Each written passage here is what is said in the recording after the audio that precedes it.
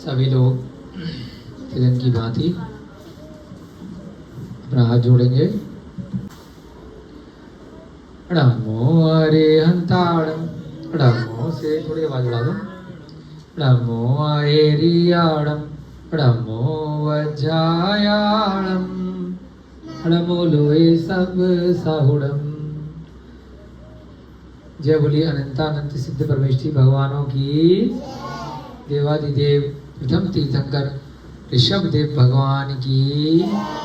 अंतिम 24वें तीर्थंकर वर्तमान शासन नायक वर्धमान स्वामी की।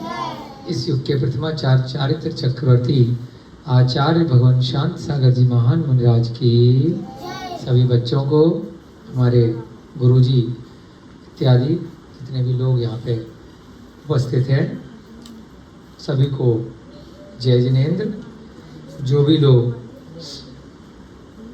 बाद में ये वीडियो भैया जी डाल रहे हैं, वहाँ पर देख रहे हैं, भविष्य में देखेंगे, उन सबको भी जय जिनेन्द्र, जय दु जुड़ंग।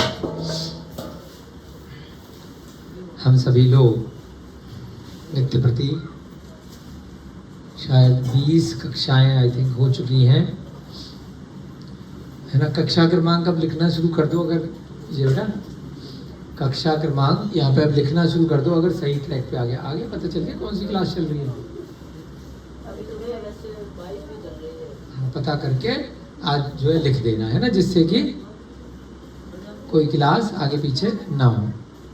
आप लोग मेहनत कर रहे हैं, रिकॉर्ड कर रहे हैं, तो कक्षा क्रमांक भी सबको पता होना चाहिए, जिससे कोई बाद में अगर सुनेगा तो प्रतिदिन की कथा नंबर से आगे चले, जिससे कंफ्यूजन नहीं रहे किसी को, है। तो सम्यक कौमुदी, ये जो ग्रंथ का स्वाध्याय हम कर रहे हैं, पूरी हुई थी, क्योंकि प्रतिदिन पढ़ रहे हैं तो बच्चों की और बड़ों की सभी की जो स्मरण शक्ति है, मेमोरी है, धीरे धीरे करके उनको भी याद रहने लगी होगी कुछ चीज़, तो बार बार रिपीट करने से, बार बार बोलने से। कई बार हम लोगों की स्मरण शक्ति में कई वस्तुएं हम क्यों भूल जाते हैं, क्योंकि उसका हमें बार बार रिवीजन नहीं होता। वह एक बार याद किया, उसका कार्य हो गया, और फिर अनुपयोगी होती हैं, उनका बार बार ये चीज़ें हम भूल जाते हैं। परंतु जिस चीज़ को, जिस विषय वस्तु को हम बार बार अभ्यास में लाते हैं, उसकी पुनरावृत्ति करते हैं, रिपीट करते हैं, रिवीजन करते हैं, तो वह हमें हमारे स्मरण में लंबे समय तक रहती है। पिछले जन्म की बातें हम सब भूल चुके हैं ज़्यादातर लोग। किसी किसी को बहुत आंशिक रूप से हल्का हल्का सा कुछ अंदाजा सा रहता है, अंदेशा रहता है, इस स्थान पर मैं पहले कभी आया हूँ, ये जगह देखी देखी सी लग रही है। हम सभी को मनुष्य पर्याय के कारण, मनुष्य गति के कारण से अपनी पूर्व का जो पर्याय है, इससे पिछली जो भव है, वह हमें बिल्कुल याद नहीं रहता है, अधिकतर अधिकांशतः लोगों को, क्योंकि हम वर्तमान पर्याय में रम जाते हैं, इसी में ही हमें आनंद आता है। परंतु शास्त्रों के माध्यम से, ग्रंथों के माध्यम से हमें एक शिक्षा दी जा रही है। जैन दर्शन के ही एकमात्र ऐसे प्रमुखता से ग्रंथ हैं जो इस भव से भी पिछले भव की बातें करते हैं, और उस अनुभव के आधार पर अगले भव की भी हमें शिक्षा देते हैं कि किस प्रकार से आपने पिछले भव को कैसे प्राप्त किया था, और अब इस भव में कैसे आए हो, तो अगले भव की भी उसी प्रकार से आप अंदाजा लगा के रखिए, जो कार्य किए हैं उस हिसाब से अगला भी भव आपको मिलेगा।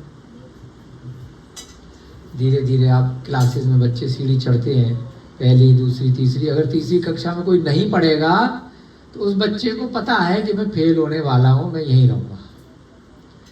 और अगर ज़रूरत से ज़्यादा उद्यम करेगा गलत व्यवहार गलत कार्य करेगा तो हो सकता है उसको बाद में शिक्षक लोग दूसरी में डाल दें या स्कूल से निकाल दें, एक लेवल अगर क्रॉस कर दे बदमाशी में गलतियों में तो घर ही भेज दे, तो नीचे चला गया ना, अब पढ़ाई बंद हो गई। तो ऐसे ही जिस स्तर पर जो व्यक्ति पहुंच जाता है, अगर उस स्तर के अनुसार, उस पद के अनुसार, उस योग्यता के अनुसार वह कार्य नहीं करता है तो उसको नीचे, उसकी पदोन्नति होने की बजाय पद में अवनति हो जाती है, नीचे चला जाता है। प्रोन्नति की बजाय उसको नीचे भेज दिया जाता है। ऑफिस में भी होता है ना, बॉस बना दिया, मैनेजर बना दिया, परंतु वह गलत कार्य करने लगा तो उसको वापस से नीचे डाउनग्रेड कर दिया जाता है। उसी प्रकार से इस संसार में जो 4 गतियां हैं, उन गतियों में भी क्या होता है कि जिस गति में जो जीव पहुंच गया, जिस स्थान पर जो जीव पहुंच गया और उसके अनुरूप अगर उसने व्यवहार नहीं किया, उसने नीचे वाले की तरह व्यवहार किया, तो फिर अभी तो कुछ समय तक उसी जगह बना रहेगा, बाद में नीचे चला जाएगा, या तो इसी जन्म में कुछ समय बाद, नहीं तो फिर मृत्यु के बाद तो निश्चित तौर पे वह नीचे जाए। कोई व्यक्ति अगर शराब पी करके रोड पर नाले के पास पड़ा है बेहोशी में, 4 घंटे 6 घंटे, 1 दिन 2 दिन खूब पी ली, तो नाले के पास कौन पड़ा होता है? सुअर पड़ा होता है ना, पिग पड़ा होता है ना, वही उसको आनंद मानता है। या नाले के अंदर, गटर के अंदर वहां के जो जीव होते हैं उनको शास्त्रों में विष्टा के जीव बोलते हैं, मलमूत्र को बोलते हैं विष्टा। वहां पर असंख्यात कीड़े मकोड़े, गिरगिट, छिपकली, कॉकरोच, छोटे छोटे गंदे गंदे कीड़े मकोड़े होते हैं। या तो वह सुअर की पर्याय में जाएगा, कौन? जो शराब पी करके अभी से तैयारी कर रहा है नाले में पड़े रहने की, क्योंकि उसने अपना स्तर नीचे गिरा लिया, तो अब अगले जन्म में अगला नंबर वो उसी पर्याय में जन्म लेगा। किसी ने बहुत ज्यादा मायाचारी करी, क्रोध किया, कषाय करी, तो वह उस प्रकार से अपनी तैयारी इस जन्म में भी कर रहा है और अगले जन्म में भी कर रहा है। तो ये जो सम्यक कौमुदी ग्रंथ है, जो जैन दर्शन के प्रथमान योग के ग्रंथ है, वह मूल रूप से हमें बता रहे हैं कि हम पिछले जन्म में क्या अच्छे कार्य करके आए हैं, क्या अच्छे भाव करके आए हैं, जिसकी वजह से हमारा नंबर मनुष्य पर्याय में लगा है। और अगर हमने यहाँ पर आकर के, क्योंकि हमारी मेमोरी लूज हो चुकी है, हमारी स्मरण शक्ति वर्तमान की भी इम्पोर्टेंट बातें तो हमें याद हैं, जो उपयोगी बातें हैं, परंतु अनुपयोगी बातें जिस प्रकार से याद नहीं है, ऐसे ही पिछले जन्म की भी वर्तमान की दृष्टि से वे सब बातें अनुपयोगी हो गई हैं, क्योंकि हम यहाँ पर खुश होने लगे हैं। जिस प्रकार से वह सुअर नाले में अब वर्तमान में देखोगे तो खुश है उसी की कीचड़ खा करके, वो जो विष्टा के, जो मलमूत्र के कीड़े मकोड़े हैं वहां पर खुश है ना, आराम से रह रहे हैं, कोई उनको तकलीफ नहीं है, मस्त रह रहे हैं, खा पी रहे हैं। चींटी भी खुश है अपने जीवन में, है ना, छिपकली भी खुश है, मांसाहारी जीव भी खुश है, मछली भी खुश है, सब अपने अपने जीवन में खुश है, दुख भी हैं और खुश भी हैं। हमारी दृष्टि से वो खुश लग रहे हैं, वो बेचारे वैसे दुखी हैं, क्योंकि जो जीव जहां जन्म ले लेता है उसमें रमने लगता है। वर्तमान में मनुष्य पर्याय में जहां कोई झोंपड़ी में रह रहा है, कोई बढ़िया मकान में रह रहा है, कोई बंगले में रह रहा है, कोई सड़क पे ही सो रहा है ना, वह उसमें रम जाता है, तो उसको वही पर्याय अच्छी लगने लग जाती है। ऐसे ही जो जीव नरक में चला जाता है, शुरू में तो उसको लगता है कि मैं कहाँ आ गया, बाद में वह नरक में भी खुश होने लगता है। वाह, इतनी गंदगी, इतने कष्ट, इतना दर्द, स्वप्न में भी हम यहाँ पर उसको नहीं सोच सकते, लेकिन वहां पर रह करके भी वो नारकी जीव दूसरे नारकियों को मार रहा है, कष्ट दे रहा है, गरम तेल के कढ़ाई में भर भर के उबाल रहा है, काट रहा है, टुकड़े टुकड़े कर रहा है, खा रहा है, इतना भयानक वेदना स्वयं भी है और फिर भी दूसरे को दे रहा है, क्योंकि वहां पर रम गया, मस्त हो गया, उसको उसी हिंसा की प्रवृत्ति में ही आनंद आ रहा है। इसी प्रकार से इन ग्रंथों के माध्यम से हमें विश्वास करना है, क्योंकि हमारी मेमोरी चली गई है। हमारे बाबा जी बैठे हैं, आपकी क्या उम्र है अंकल जी? 70 साल के हैं रमेश अंकल, यहाँ पर रहते हैं, सेवा देते हैं संस्था में। इनसे अगर पूछा जाए पूरे जीवन में मुख्य मुख्य बातें, पूरे जीवन 70 साल में क्या क्या किया है ना बाबा जी, ताऊ जी बताओ, तो नहीं है यार इसी जीवन, लेकिन कुछ बातें याद होंगी कि ये मेरा भाई है, ये मेरी शादी हुई थी, ये मेरा परिवार का सदस्य है, ये इसका जन्मदिन में मैं गया था, ये मेरा केस चल रहा है, ये इसने ऐसे बोला था, उसने ये किया। तो 100, 50, 200, 400, 500, 1000 बातें अगर पूरा दिन इनको दिया जाएगा, अगर 2 घंटे में इनको अपनी जीवनी लिखनी है तो ये बहुत मुख्य मुख्य बातें बताएंगे। 10 घंटे में लिखनी है तो थोड़ी उससे कम मुख्य बताएंगे। एक दिन पूरा दे दिया तो और ज्यादा बातें ये बता सकते हैं कि 10, 20, 50, 100 पेज भर जाएंगे इनकी जीवनी के ऊपर। लेकिन उसके बाद ये भी एक दिन के बाद हार मान जाएंगे, अब इससे ज्यादा याद नहीं आ रहा। पूरे 70 साल के गुणा 365 और गुणा 24 घंटे, 70 गुणा 365 एक साल में होते दिन लगभग, उसके बाद एक दिन में 24 घंटे, इतने से गुणा करो और उसके बाद मिनट में लगाओ तो 60 से गुणा करो, एक घंटे में 60 मिनट, इतने मिनट इनका जीवन हो गया। कितनी सारी जीरो आ जाएंगी और 10 घंटे में पूरा जीवन नहीं बता पा रहे, क्योंकि रोज की 99% कहानी क्या है?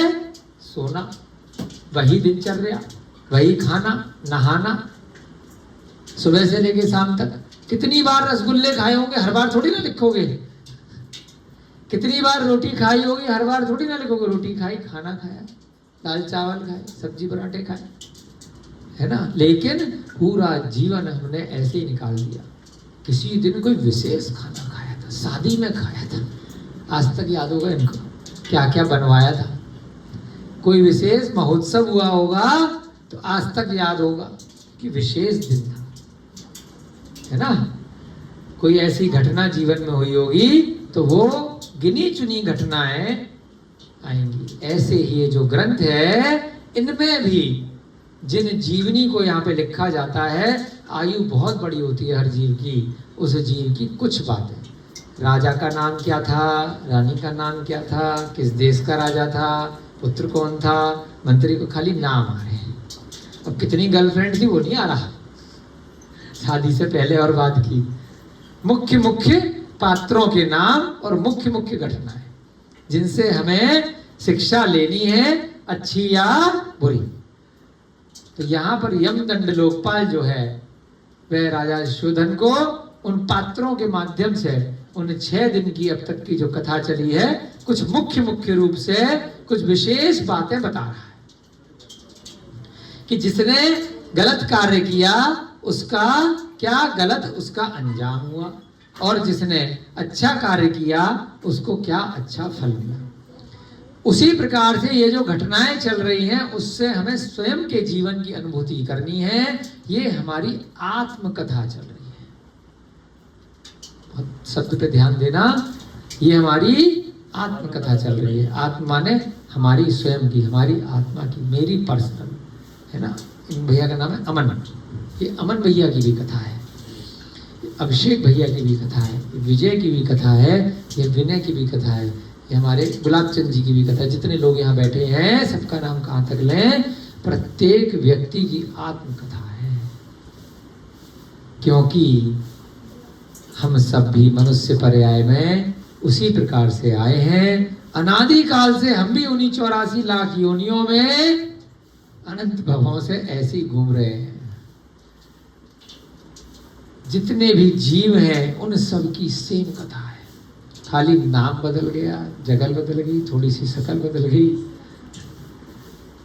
जो भी मनुष्य बना है तो पिछले भव में उसने अल्प परिग्रह को धारण किया गया होगा, थोड़ा सा मंद कषाई रहा होगा, तब ऐसे ऐसे भाव करे होंगे, इसलिए वह मनुष्य का नंबर लग गया। कोई जरूरी नहीं है। बहुत लोगों को एक बड़ा बड़ा कंफ्यूजन है कि 84 लाख जन्म के बाद में एक बार मनुष्य जन्म मिलता है। ऐसा कुछ नहीं है, कोई गारंटी नहीं कि एक बार तो नंबर लग ही जाएगा, ऐसा नहीं है।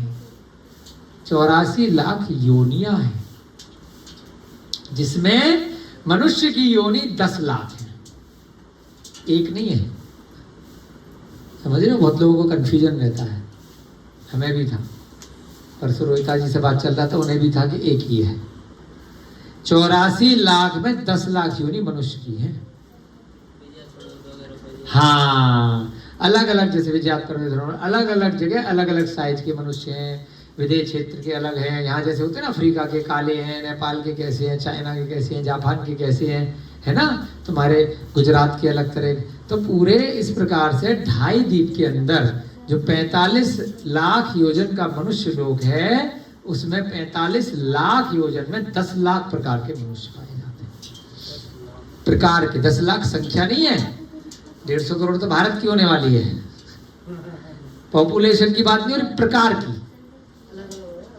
इतने प्रकार के मनुष्य, कोई छोटी हाइट का, कोई बड़ी हाइट का, भोग भूमि के अलग हो गए, है ना, 6 काल के अलग अलग 3 भोग भूमि हो गई, फिर पंचम काल में, फिर छठम काल में, चतुर्थ काल में, सबके साइज अलग होंगे, है ना। मलेच्छ खंड के अलग मनुष्य हैं, आर्य खंड के अलग हैं, विदेश क्षेत्रों में इतने सारे खंड है ना। तो सब जगह के अलग अलग मनुष्य होते हैं। तो इस प्रकार से 10 लाख प्रकार के मनुष्य। परंतु इसका मतलब ये नहीं है कि हमारा नंबर बहुत जल्दी आ जाएगा। असंख्यात काल तक निगोद में ही रहता है जीव, अगर उसके भाव बने ही नहीं, अगर कोई निमित्त बना ही नहीं मनुष्य जन्म लेने का, तो वहीं पड़ा है, वहीं एक इंद्रिय में पड़ा है, न जाने कब से, जब से जन्म, जब से है सृष्टि, अनंत भवों से वह कीड़े में ही पड़ा हुआ है, कोई गारंटी नहीं है बाहर निकलने की। तो यहां पर इन ग्रंथों से अपने को बहुत सीखना है कि बहुत मुश्किल से मनुष्य पर्याय मिली है ना। अंकल जी 70 के हो गए, हम भी 40-42 के हो गए, ज्यादा समय नहीं है ना। अंकल जी बताते हैं कि पहले इसी भव में थोड़ा सा पी लेते थे, परंतु यहाँ पर जितने साल से आए हैं, पता नहीं क्या इनका पुण्य का उदय है, तब से हाथ नहीं लगाई, छोड़ दी। तो भाई यहाँ पर इस क्षेत्र की, मिथिलापुरी की परगणाएं हैं, तो यहाँ सेवा दे। इन्होंने छोड़ करके अपना मनुष्य जीवन का अंतिम समय सफल बना लिया। पिछले जो पाप करे होंगे उनका फल तो इनको भोगना ही पड़ेगा, परंतु अच्छे भाव करके अपने उन पापों के लिए प्रायश्चित करके हो सकता है थोड़े से मंद हो जाए, हो सकता है अगर नरक की आयु नहीं बांधी होगी तो बच जाएंगे, अगर आयु बांध ली होगी तो राजा श्रेणिक की तरह 7वें नरक से पहले नरक में आ जाएंगे। राजा श्रेणिक ने 7वें नरक का बंद किया था, परंतु बाद में प्रायश्चित ले लिया अपनी गलतियों के लिए, बहुत भावों से उन्होंने अपने दुष्कृत्य की निंदा करी, तो उनको थोड़ा सा डिस्काउंट दे दी, तो कहां पहुंच गए? पहले नरक में। 84,000 वर्ष की आयु तो अभी भी निकालनी पड़ेगी। उसी प्रकार से हम सब की कथा यहाँ पर चल रही है। यहाँ पर हमें बस ये याद रखना है, थोड़ा थोड़ा सा हम शुरुआत में अपने मन के भाव आपको प्रतिदिन रखते हैं। ग्रंथ में तो कहानी डेली आगे बढ़ती जाएगी, कोई बहुत बड़ी बात नहीं है, 1 महीने में खत्म हो जाएगी आपकी, लेकिन आपको अंदर से जगाना है और स्वयं भी हमें जागना है। हमारी भी ये आत्मकथा चल रही है, आपकी भी विनय भैया ही चल रही है, अंकल जी की चल रही है, इसीलिए इसका नाम दिया स्वाध्याय। स्व अध्याय, स्व माने स्वयं। दूसरों को पढ़ने के लिए पूरी जिंदगी निकल गई, दूसरों की कमियां निकालने के लिए अनादिकाल से कितने भव निकल गए, स्वयं को पढ़ा है क्या? अब पढ़ना शुरू किया, स्वयं का अध्ययन कर रहे हैं हम यहाँ पे। कितना सुंदर शब्द दिया है। स्कूल की शिक्षा को कभी स्वाध्याय सुना है? साइंस पढ़नी है, भूगोल पढ़नी है, हिस्ट्री पढ़नी है, अंग्रेजी पढ़नी है, हिंदी पढ़नी है, बहुत सारे MBA CA सारे कोर्स सब्जेक्ट के नाम होते हैं। कभी भी सुना है मैंने भैया जी की स्वाध्याय की कोई क्लास होती है या ये वाला पेपर स्वाध्याय का एग्जाम है?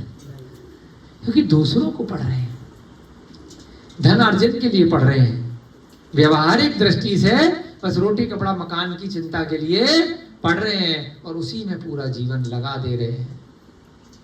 परिग्रह को इकट्ठा करना, मोह माया के लोभ में, इन चक्रों में बस पड़े रहना। इसलिए पैसा भी देते हैं उसको पढ़ने का और बाद में चीजें केवल सीखते हैं तो किस स्तर की कि हाँ धनोपार्जन कर सकते हैं, अपना परिवार और स्वयं का पेट पाल सकते हैं। परंतु संस्कार की शिक्षा, स्वाध्याय की शिक्षा, जब तक पूर्व जन्म की और अगले जन्म की क्या तैयारी चल रही है, इसकी शिक्षा अगर नहीं दी गई तो जैसे कीड़े मकोड़े पैदा हुए, वो सुअर पैदा हुआ, गधा घोड़ा पैदा हुआ और मर गए, हम सब में और उनमें कोई फर्क नहीं है। हम भी पैदा होंगे और अंत में जाकर के ऐसे ही मर जाएंगे और फिर वो 84 लाख योनियों में फिर चक्कर, फिर पता नहीं अगला नंबर कब आएगा।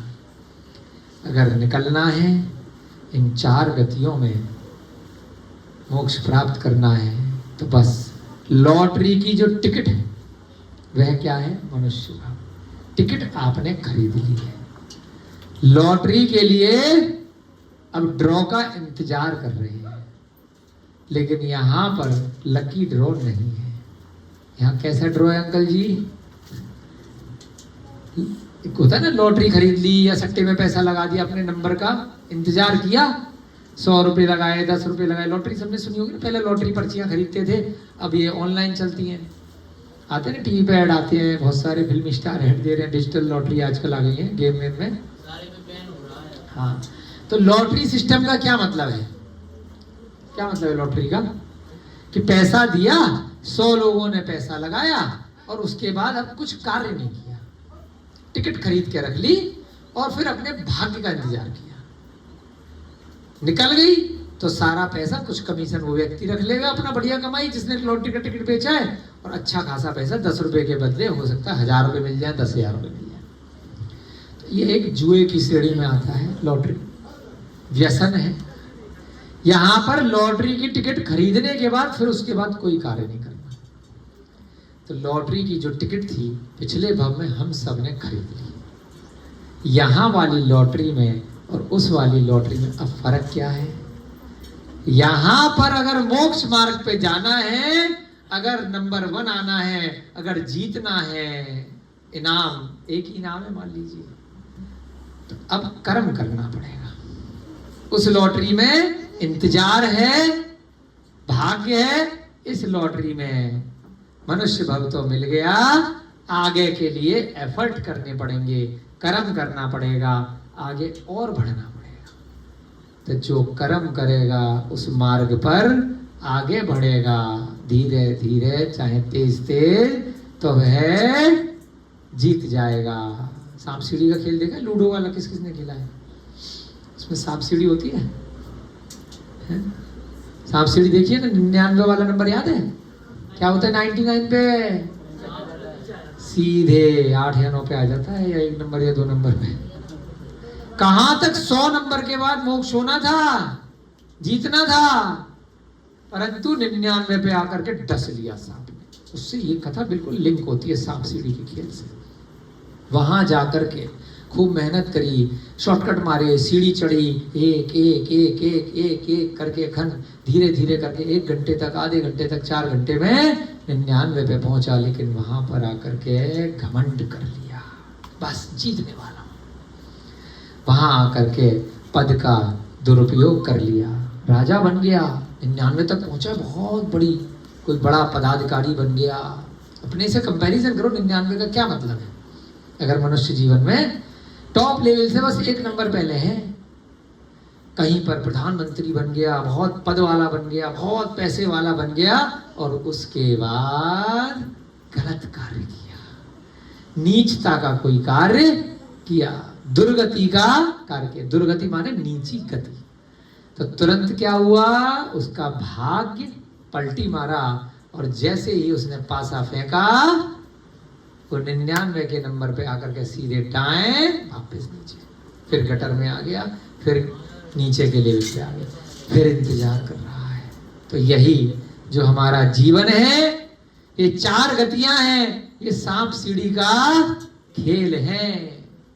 वहां से शिक्षा मिल रही है। उस समय तो बच्चे खेल लेते हैं, लेकिन जब सम्यक दर्शन हो जाता है तो हर चीज में आपका दिमाग खुल जाता है, आपकी बुद्धि खुल जाती है, आपका ज्ञान चक्षु, एक बाहरी नेत्र, अंदर के नेत्र, कल जो शब्द आया था, अंदर का नेत्र खुल जाता है। हर चीज में आप ज्ञान की बातें निकाल लेते हो कि इससे मैंने क्या सीखा। अब अगली बार जब बच्चे लोग सांप सीढ़ी का खेल खेलना, तो समझ जाना कि ये पासा जो चल रहा है, ये जो गोटी चल रही है, ये गोटी मैं चल रहा हूं।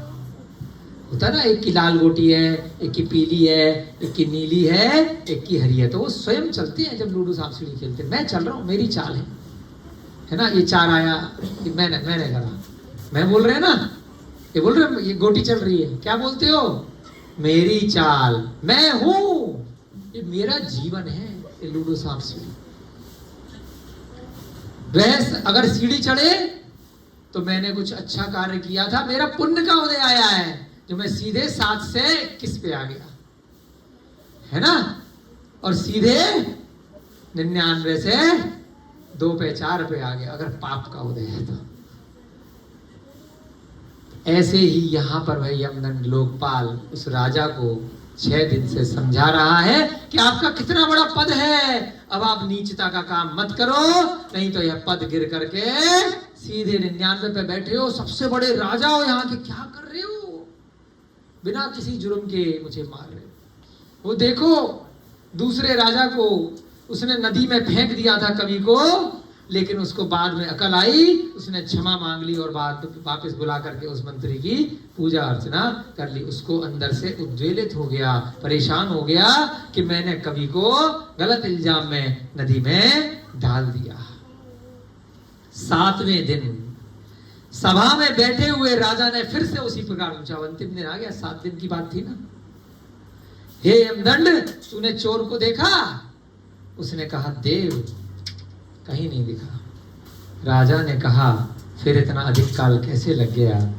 उसने कहा एक वनपाल चौराहे पर कथा कह रहा था। वनपाल जो वन का पालक होता है, अभी पिछले में क्या था, बंदरों वाली कथा चल रही थी कि बंदरों को अपॉइंट कर दिया था, है ना, बंदरों ने ही पूरा की पूरा सुंदर वन उजाड़ दिया। उसके बाद सीनियर बंदर भेजे, उसके जो सेट बंदे थे वो भी जाकर के मदरा पी ली उन्होंने भी, बंदरों ने ताड़ी के पेड़ पे, तो वो भी उछल कूद करके उनने बिल्कुल तहस नहस कर लिया।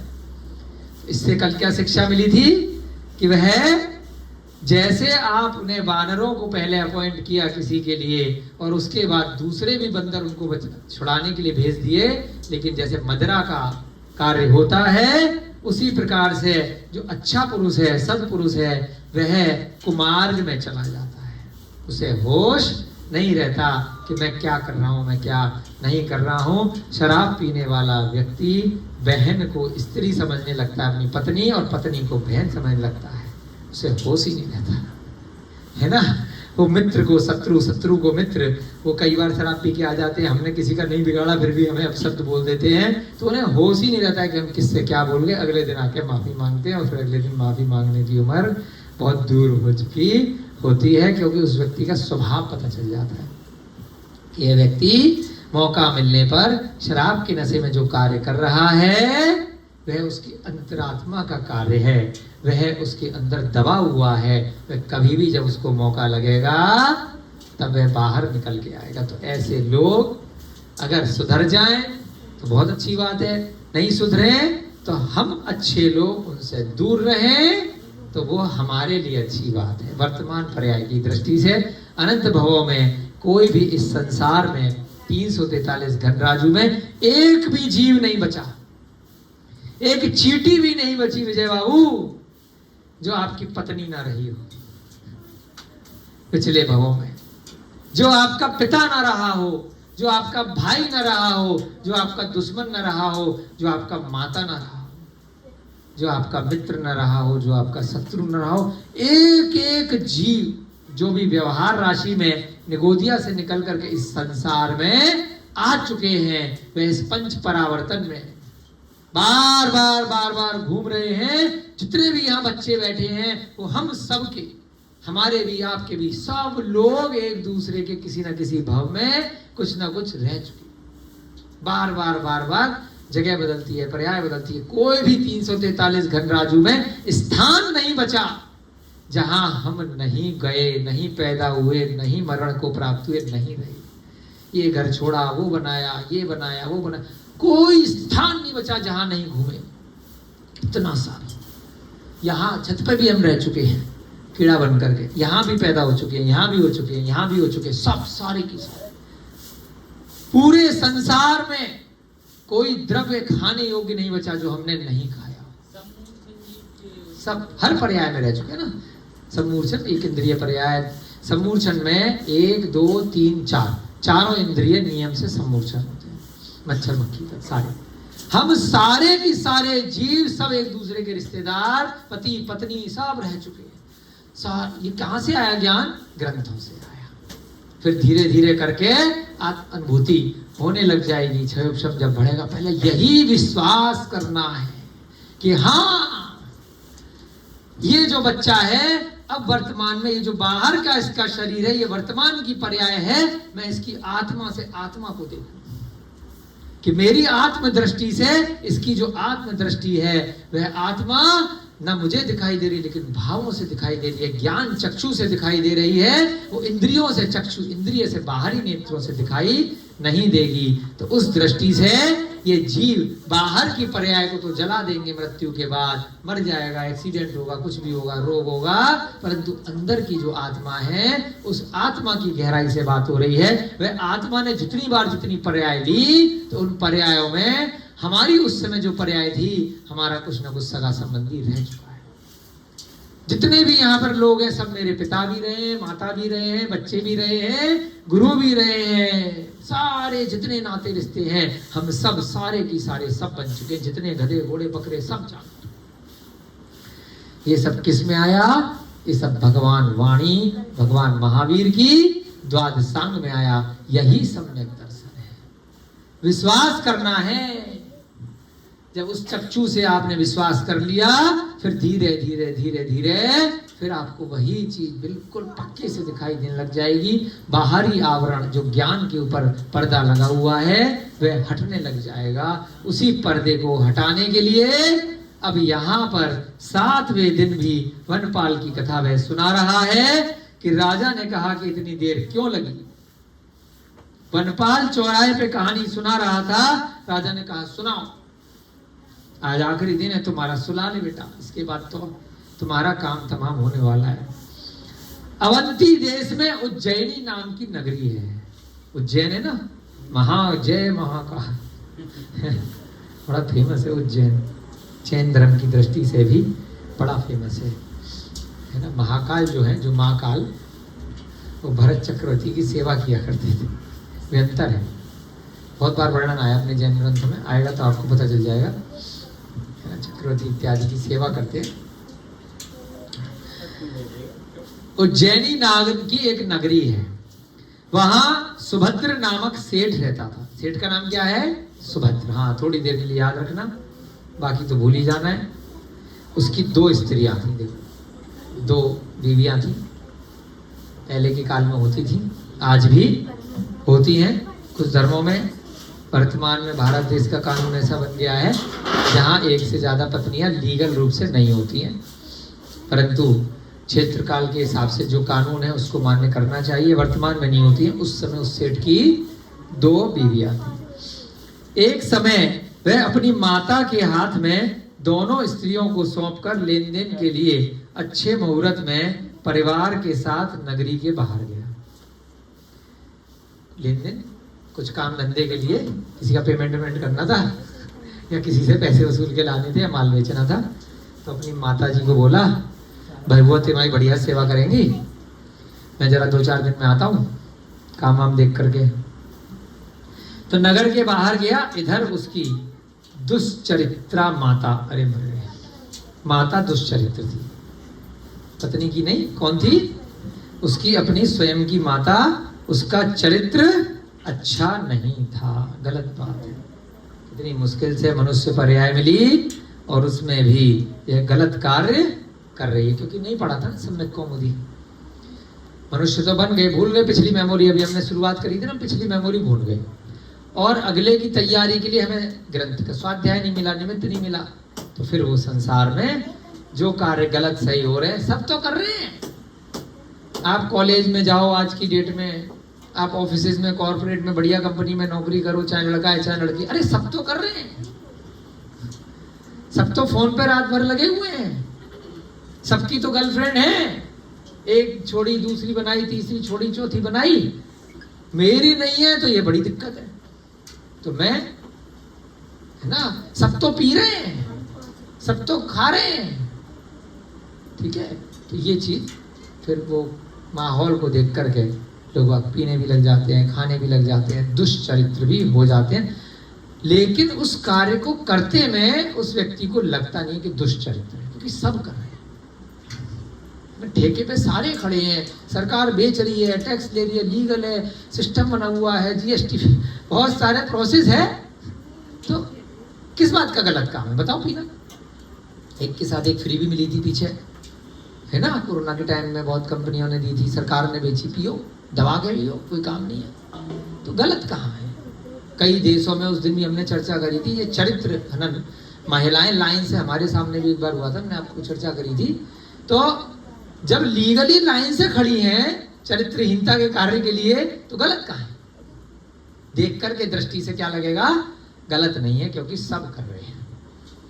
परंतु जिसकी घंटी जगेगी, जिसको निमित्त मिल गया सम्यक कौमुदी का, या ऐसे प्रथमा नियोग के अन्य जैन दर्शन के ग्रंथों का, या परिवार के संस्कारों का, या पूर्व जन्म के स्वयं के संस्कारों का, कि नहीं ये गलत हो रहा है, ये देखने में लग रहा है कि सारे की सारे लोग ये कार्य कर रहे हैं, इतने सारे लोग मांस खा रहे हैं, पार्टी कर रहे हैं, किसी किसी बिरले जीव को लग रहा है गलत हो रहा है, इस बकरे को क्यों मार रहे हैं, ये तड़प रहा है अपने जीवन के लिए, वहाँ देवी के मंदिर में या वहाँ अल्लाह के नाम पर या अपने किसी मत के लिए लाइन लगा करके लोग। हम गए एक बार ऑडिट पे आसाम, वहाँ पर आसाम की जो कैपिटल है, वहाँ पर कौन सी दिसपुर नहीं, अभी जो हम गए थे ना वहाँ दीमापुर, दीमापुर कैपिटल नहीं है ना, तो वहाँ आसाम, गुवाहाटी, वहाँ पे पास में था कामाख्या मंदिर, तो साथ में कई लोग थे, गए वहाँ पे, तो पता चला बलि चल रही है ना, पशुओं की और उसकी, मतलब उसमें सारे लोग मार रहे हैं, प्रॉपर जगह बना रखी है, एरिया बना रखा है, लोग लेकर के आ रहे हैं, मार रहे हैं, तो लोगों को लग रहा है भाई सब ये ठीक हो रहा है, इससे मेरी समस्याएं समाप्त हो जाएंगी। कोई कबूतरी लेकर के आ रहा है, कोई बकरा लेकर के आ रहा है, कोई भेड़ लेकर के आ रहा है, जिसके जो समझ में आ रहा है, और वहां खून ही खून, खून ही खून, किसको कौन समझाए, क्योंकि सब कर रहे हैं, भगवान के नाम पे कर रहे हैं, तो एक प्रथा चल रही और किसी की कोई समस्या समाप्त हो नहीं रही, उल्टे बढ़ रही है, जीव हत्या कर रहे हो, कितने जन्म जन्म के लिए बैर बांध रहे हो, कितने जन्म तक आप भी फिर उस पशु पर्याय में जा करके ऐसी काटे जाओगे, मारे जाओगे, उस प्रकार से तड़पाए जाओगे। इसीलिए संसार चल रहा है, तो सभी कर रहे हैं, तो इसका मतलब जरूरी नहीं है कि सब सही हो रहा है, जरा सा फर्क है ना सभी और सही में। और कुछ लोग अगर कोई कार्य कर रहे हैं, कुछ ही लोग यहाँ बैठ करके स्वाध्याय कर रहे हैं, ऐसी जन्म मरण की बातें पढ़ रहे हैं, तो इसका मतलब ये नहीं है कि यहाँ कुछ गलत हो रहा है, कि बहुत थोड़े लोग हैं तो इनके अनुयायी कम हैं, तो कोई छोटी मोटी गलत चीज हो रही है, कोई जरूरी नहीं है। छोटे लोग भी बहुत बड़ा सही कार्य कर सकते हैं, और भीड़ भी कोई गलत कार्य कर सकती है। पूरा देश संगठित रूप से भी कोई गलत कार्य कर सकता है। अभी नेपाल में जो हो रहा है, पूरा देश संगठित रूप से मार रहा है, अपने ही देश को आग लगा रहा है, अपने यहीं अत्याचार कर रहा है, अपने ही लोगों को लूट रहा है, तो कुछ जरूरी नहीं है कि हजारों और लाखों की भीड़ अगर इकट्ठे कोई कार्य कर रही है तो वो सही कर रही है, और थोड़े से लोग कोई कार्य कर रहे हो तो वह गलत कर रहे हो, और अकेला व्यक्ति अगर कोई कार्य कर रहा है तो गलत कर रहा है, कोई जरूरी नहीं, उसका कोई सुनने वाला नहीं है, उसका कोई अनुयायी नहीं है, उसका कोई फॉलोअर नहीं है। केवली भगवान तीर्थंकर भगवान अकेले जाते हैं, फिर बाद में लाखों की भीड़ अपने आप आ जाती है। हाँ, मैं अकेला ही चला उस मंजिल को पाने के लिए, और लोग जुड़ गए, बहुत बड़ा कारवां बनता चला, फिर अनुयायी बन जाते हैं जब सक्सेस देख लेते हैं। पहले कहते हैं पागल है, अकेला जा रहा है, क्या मिलेगा इसको, और बाद में जब देखते हैं इसने बहुत कुछ पा लिया, तो भाई ये सही काम कर रहा था, हमें भी बताओ, हमें भी बताओ, हमें भी बताओ, तुमने कैसे किया, तुमने कैसे किया। तो यहाँ पर उज्जैन नाम की नगरी है, सुभद्र नाम का सेठ है, उसकी 2 स्त्रियां हैं, लेकिन माता उस बेचारे सेठ की दुष्चरित्र है। तो यहाँ हम इस कहानी से देखेंगे कि हम लोगों में जो महिलाएं हैं और जो पुरुष भी हैं, पुरुष भी दुष्चरित्र होते हैं, अपनी पत्नी के रहते हुए वे गलत कार्य करते हैं, अपने विवाह होने से पहले भी गलत कार्य की आकांक्षा इच्छा रखते हैं और कर भी लेते हैं, या बाद में करते हैं, तो वह सब दुष्चरित्र है, पर स्त्री या पर पुरुष सेवन है, ब्रह्मचर्य में दोष है, नियम से नीचे जाओगे, नरक यंत्र यंत्र, दोबारा नंबर मनुष्य का नहीं लगने वाला। अब किसी जार के साथ घर के बगीचे के बीच स्थित थी, जार शायद नौकर या किसी को बोलते हैं, है ना, तो उसके साथ में उसकी माता अपने घर के बगीचे में झूला झूल रही है, या रात्रि में कार्यवश सुभद्र अपने घर आ गया, बोल के गया था 2-4-5 दिन में आऊंगा, है ना, हम भी गए थे आज बैंक 1 बजे, गाड़ी खराब हो गई तो वापस आ गए आपकी क्लास लगाने। तो ऐसे ही वो भी निकला, बहुत बार फिल्मों में भी दिखाते हैं ना कि अचानक से फ्लाइट छूट गई या कोई बात थी तो वापस आ गया, और उसने सरप्राइज देखा कि मेरी पत्नी या कोई मेरा वो गलत कार्य हो रहा है। तो वह सुभद्र बाई चांस रात को बोल के गया था 4 दिन बाद आऊंगा, उसी रात को आ गया। इधर उसने अपने दोस्त को फोन कर दिया, आ जाओ कोई नहीं है, उसका दोस्त आ गया, और गार्डन में गार्डन चल रहा था। आकर उसने कहा, हे माता किवाड़ खोलो, गेट खोल। पुत्र के वचन सुनकर किवाड़ खोलकर दोनों भागे। अब दोनों अंदर थे, स्वयं की माता और उसका बॉयफ्रेंड है, तो दोनों को अपने पुत्र से डर लगा, अरे यार कहेगा रात में क्या ये पर पुरुष मेरे घर में क्या कर रहा है, क्या काम है इसका, बहाना समझ में आया नहीं। तो क्या किया, दोनों भागे वहां से, और भागकर डरते हुए दोनों घर के कोने में घुस गए। बिल्कुल पिक्चर चलाओ माइंड में, जैसे फिल्मों में दिखाते हैं, घर में पर्दा है कुछ वाला करके छुप गए, पीछे की खिड़की से निकाल दिया, या पाइप पे कुदा दिया, बाथरूम में बंद कर दिया, होता है ना, अरे छुप जाओ छुप जाओ छुप जाओ, पलंग के नीचे छुप जाओ। तो ये सब कारण पहले भी होते रहे होंगे, कुछ नया नहीं है, तभी तो ये संसार चल रहा है। अब दोनों घर के एक कोने में घुस गए। घर के भीतर प्रवेश करते हुए सुभद्र ने अपनी माता का वस्त्र एरंड के वृक्ष पर देख लिया। माता के जो कपड़े हैं, अब बड़ा गार्डन वार्डन होगा अंदर, मेन गेट होगा, आजकल के फ्लैट जैसा घर नहीं था, मेन गेट है, उसके अंदर छोटा सा गार्डन है, फिर घर है।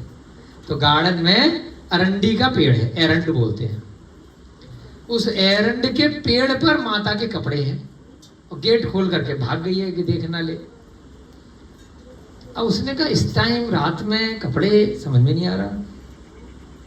तदनंतर उसने अपने मन में कहा, अहो यह 70 वर्ष की हो गई है। मैं लगा कि जवान माता होगी। 70 की हो गई अंकल जी आपकी उम्र की, बताओ।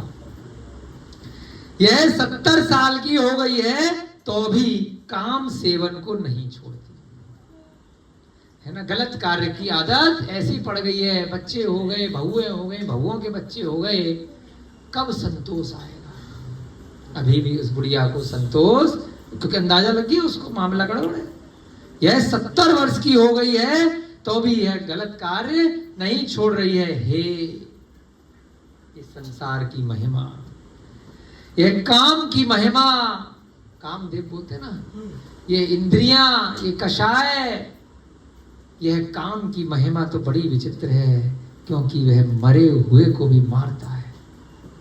कोई मरा हुआ है उसको भी मार रहा है काम के कारण, जैसा कि कहा है।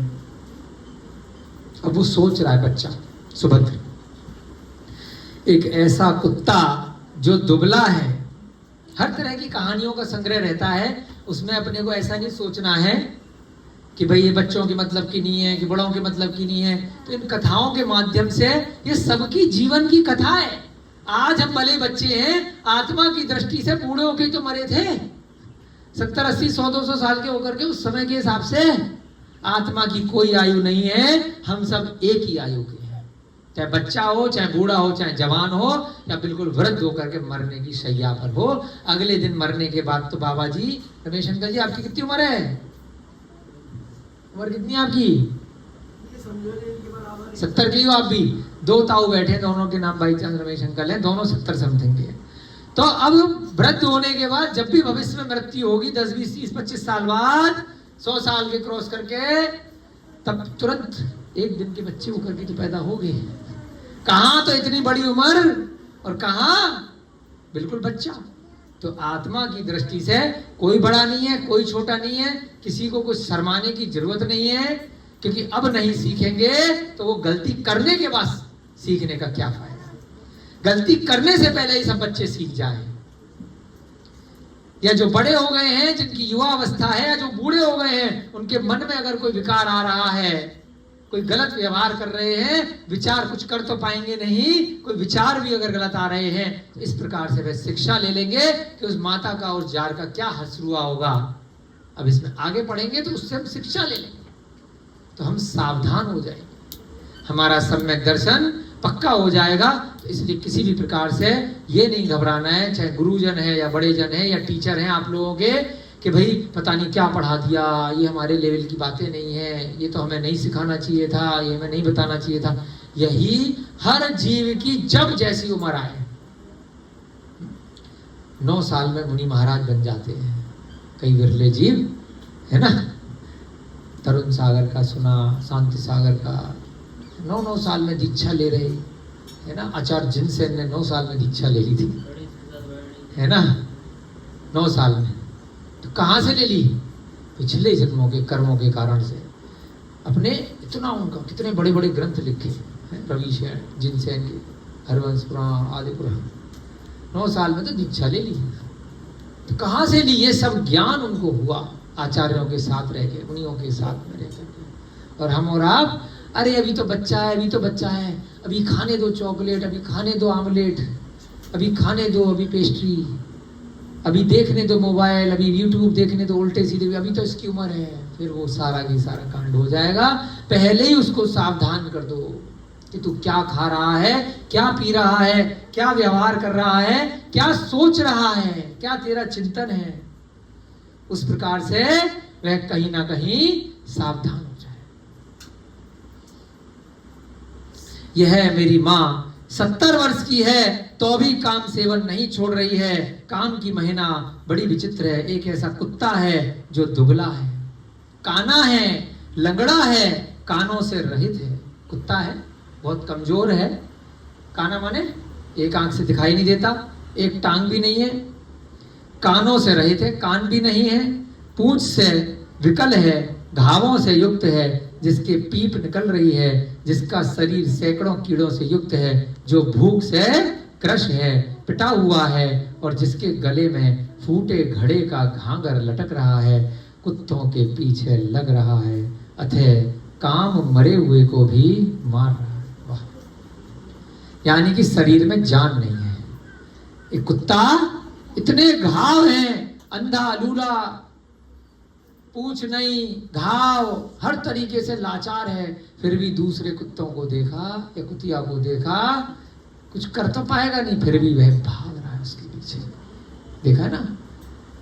इसी प्रकार से यह काम है। काम माने जो हमारी इस प्रकार से वासना है, हर जीव को है, कुत्तों को भी है, मनुष्यों को भी है। महात्मा कामदेव का धनुर्वेद अपूर्व ही है, क्योंकि शरीर को तो अक्षत अखंड रहता है, परंतु भीतर स्थित मन को भेद देता है, खंडित कर देता है।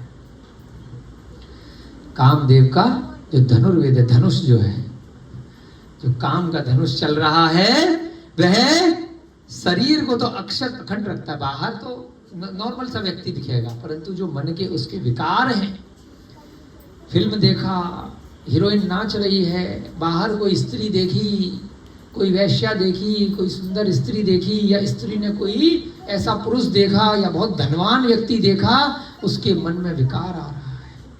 बाहर से तो अखंड लग रहा है, परंतु अंदर से मन को भेद दिया, रह नहीं सकते, मुझे ये स्त्री चाहिए, मुझे यह पुरुष चाहिए। तो ये सब क्या है? काम के कारण, काम के खंडित कर दिया। अहो, स्त्री का चरित्र किसी के द्वारा नहीं जाना जा सकता। यह जो लोकोक्ति है वह सत्य है।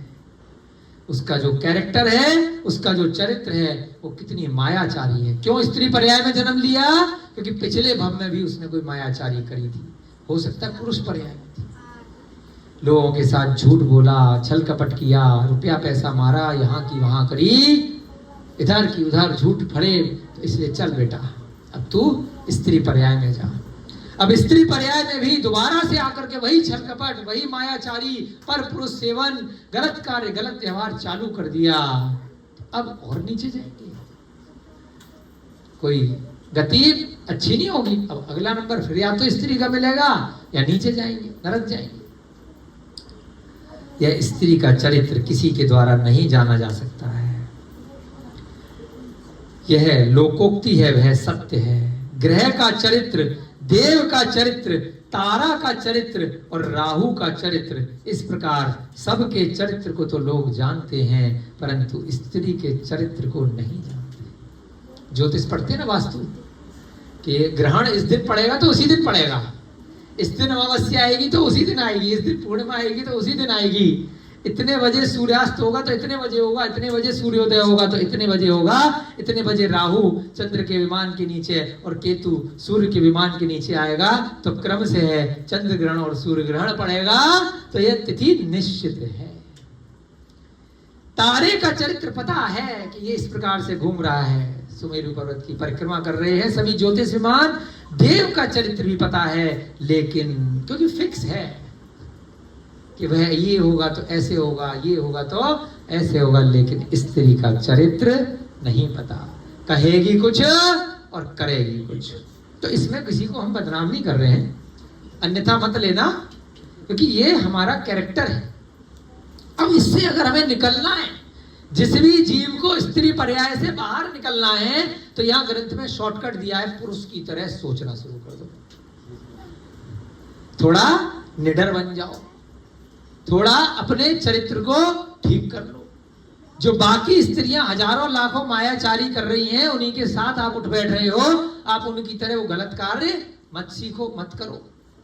थोड़ा अपने को स्ट्रॉन्ग बनाओ और मन में भावना भाओ कि जिस प्रकार से पुरुष गंभीर होते हैं, है ना, पर स्त्री सेवन नहीं करते, जो अच्छे सद्पुरुष हैं, ऐसे लोग जो हैं, मुझे भी अपने कर्मों की निर्जरा करनी है। मैंने पिछले जन्म में जो मायाचारी के कार्य करे, अब मैं इस जीवन में शपथ लेती हूं कि मैं कभी भी आगे से किसी भी बात को असत्य नहीं करूंगी, कोई भी कार्य मायाचारी का नहीं करूंगी, कोई भी कार्य ऐसा नहीं करूंगी जिससे किसी प्रकार से कोई जीव हत्या हो। मैं आने वाले समय में देव पर्याय में जाने की भावना, लेकिन उसका निदान नहीं मानना है, ऐसे कार्य करने हैं, तैयारी करनी है। मौका मिलेगा तो मैं अणुव्रतों को ग्रहण करूंगी।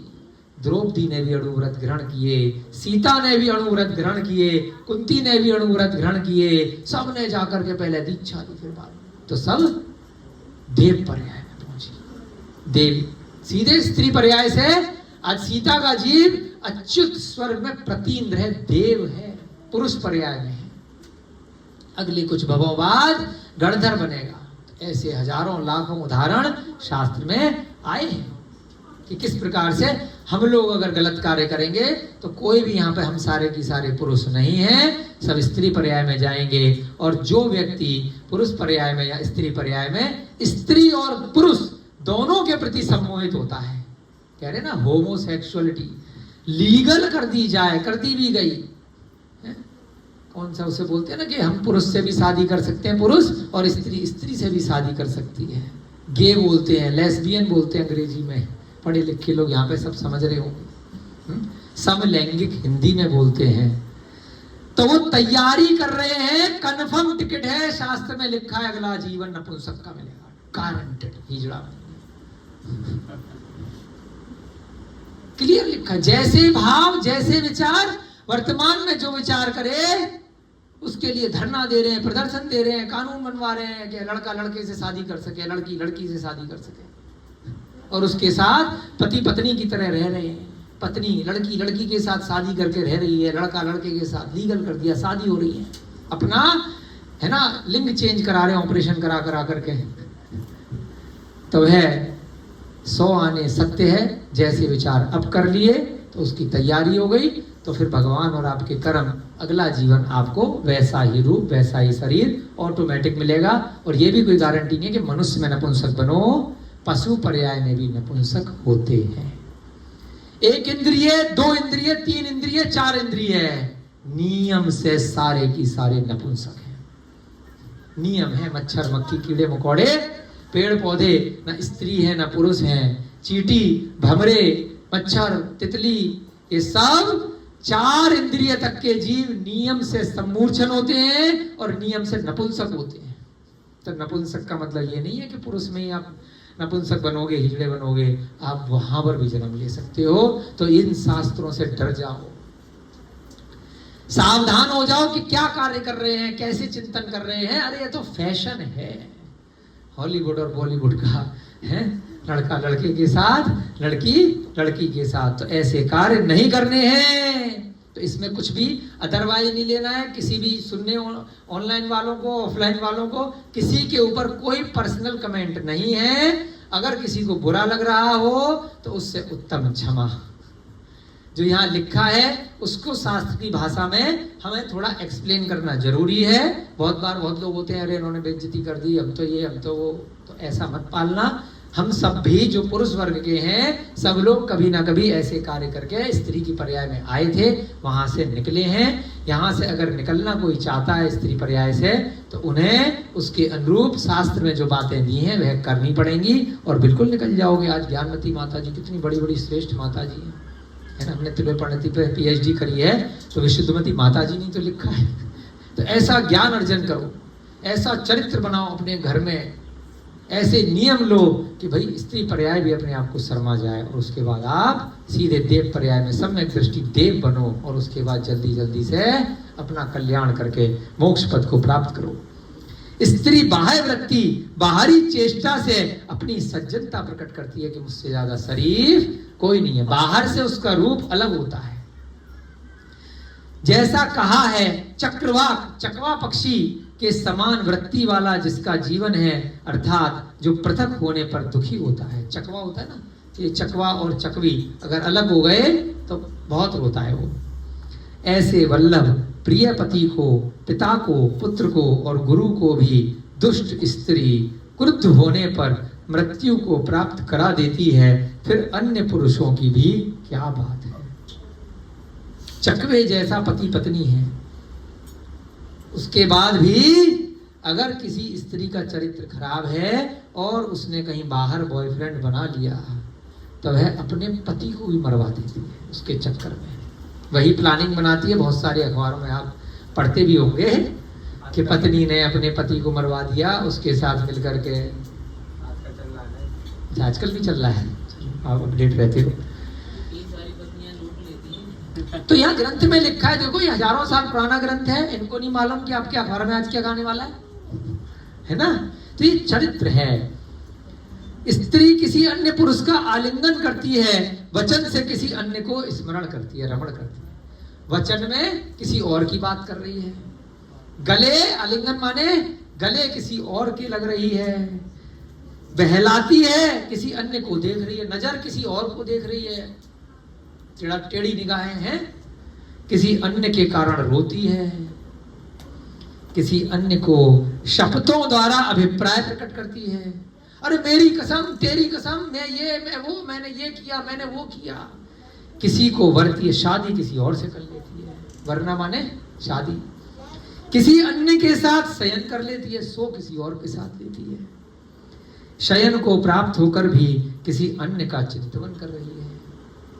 यह वामा नाम से प्रसिद्ध है तथा जगत में बहुत प्रिय है। यह सबके लिए नहीं है, साधारण तौर पे ये उनका चरित्र है। 100% ऐसा नहीं है। जिनका ऐसा चरित्र नहीं है वह विरली स्त्रियां हैं। हम और आप सबकी ऐसी हैं। यहाँ पर जितनी स्त्रियां बैठी हैं वे सब ऐसी नहीं हैं, क्योंकि वह सम्यक दृष्टि हैं। वह सब ये ग्रंथ का स्वाध्याय सुन रही हैं और वह सब पूर्व जन्म में कोई ऐसा कार्य करके आई हैं जो उनको ऐसा निमित्त मिल रहा है।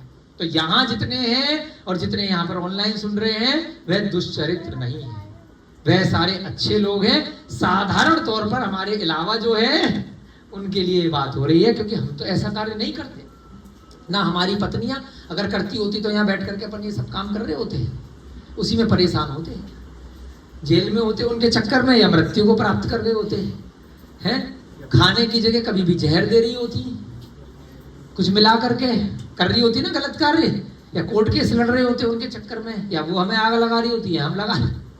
तो हम सब अच्छे लोग हैं क्योंकि हम अच्छे पुण्यशाली हैं, हम सम्यक दृष्टि हैं। तो हमें भी पुण्य से, हम सब की, हमारी भी खास तौर से, आप सबके भी, जो भी स्त्रियां हैं, जो भी यहाँ बच्चियां हैं, ये सब अच्छे चरित्र वाली हैं। और इस चरित्र को आगे कंटिन्यू रखना है।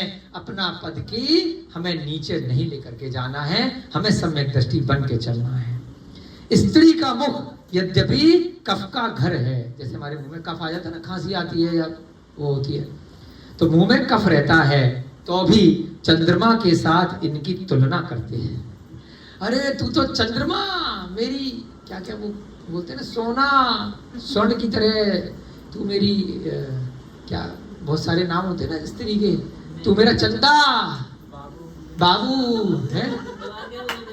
तो मुंह के अंदर कफ भरा हुआ है, गंदगी भरी हुई है, लेकिन फिर भी पुरुष क्या कर रहा है, उसकी तुलना चंद्रमा जैसा सुंदर उसको कर रहा है।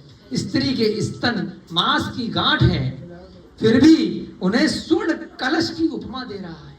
पुरुष काम के कारण, काम इंद्रियों के कारण। जगन भाग हर मनुष्य का, हर पशु का यही है। जो शरीर है, गंदगी, पीप गंदगी है ना। शौच के स्थान में अपना ही अगर थोड़ी देर के लिए अगर अपना टॉयलेट 1 नंबर 2 नंबर करके आओगे, पानी नहीं डाला, साफ नहीं किया, तो कुछ ही देर बाद कितनी बदबू आएगी। अपने ही जो बढ़िया रसगुल्ले खाए, छोले चावल बढ़िया से सूप 1 नंबर, लाखों रुपए का रेस्टोरेंट में खा करके आए हो, बढ़िया से बढ़िया शादी का माल, लाखों का तो नहीं, हजारों रुपए का मान लो, बहुत बढ़िया माल खाया है, और उसके बाद भी जब वापस निकला है वह सुबह, कितनी दुर्गंध है। तो ये शरीर दुर्गंध का घर है, ऐसी स्त्री का शरीर। और फिर भी तुलना कैसे कर रहे हैं उसके शरीर की, स्वर्ण कलश, जैसे सोने का कलश है। जगन भाग जड़ते हुए मूत्र से गीला है। हमेशा जैसे स्त्रियों को हर मासिक प्रॉब्लम आती है, गीला है, फिर भी उसे गजराज के गंड स्थल के साथ स्पर्धा करने वाला कहते हैं। गजराज की तरह, वाह, उसकी धीमी धीमी मतवाली चाल चलती है ना स्त्री, झुम झुम झुम झुम करके, तो जैसे हाथी चल रहा है, ऐसे तुलना करते हैं पटाने के लिए, आगे पीछे भागते हैं। उसका रूप बार बार निंदनीय है, फिर भी कवि लोग उसे बड़ी बड़ी कविताएं लिख रहे हैं। हर तरह से निंदनीय, केवल ऊपरी परिवेश है, ऊपरी रूप है जो देखने में सुंदर लग रहा है, कॉपी पेस्ट वो मेकअप करने के बाद, लेकिन फिर भी कवि लोग थक नहीं रहे उसके ऊपर कविताएं लिखने में। इतना समय बचा है, चलिए 5 मिनट और करेंगे। जबकि यह वृद्ध, ये वाली कथा पूरी होने वाली है। जबकि यह वृद्धावस्था में भी ऐसा कर रही है। कौन? मेरी माँ। किसी को और क्या बोलूं, यही कार्य कोई और करता तो तांडव मचाते, हल्ला मचाते, शोर शराबा मचाते हैं, राजा को बुलाते, मंत्री को बुलाते, पुलिस को बुलाते, गलत काम हो रहा है, रेड पड़वाते। लेकिन यहाँ क्या है, स्वयं की माँ तो शर्मसार हो रहा है। उसको कुछ नहीं कह रहे जो परपुरुष है, उसे जानता ही नहीं। अपने के लिए तो सोचेगा। यह वृद्धावस्था में ऐसा कर रही है, तब मेरी जवान स्त्रियों की क्या बात है।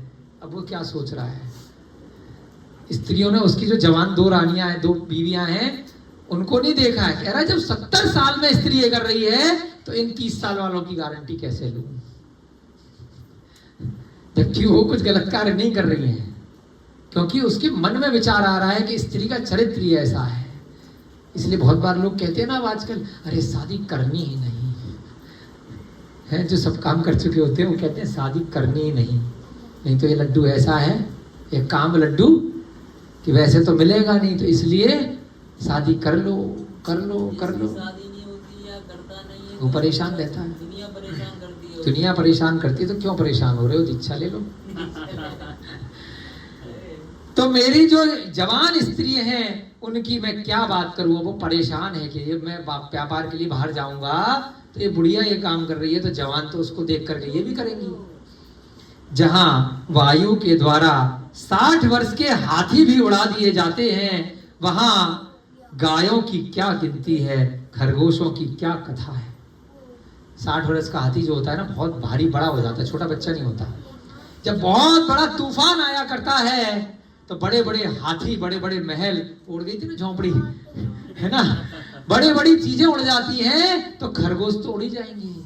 ये तो मेरी पत्नियां तो खरगोश हैं, छोटी सी हैं। जब इनकी सास ये काम करेगी तो ये भी कहेंगी हमारे लिए भी ले आओ, हमारा भी तो पति बाहर गया हुआ है, हमें भी कोई बढ़िया सा ढूंढ करके ले आओ।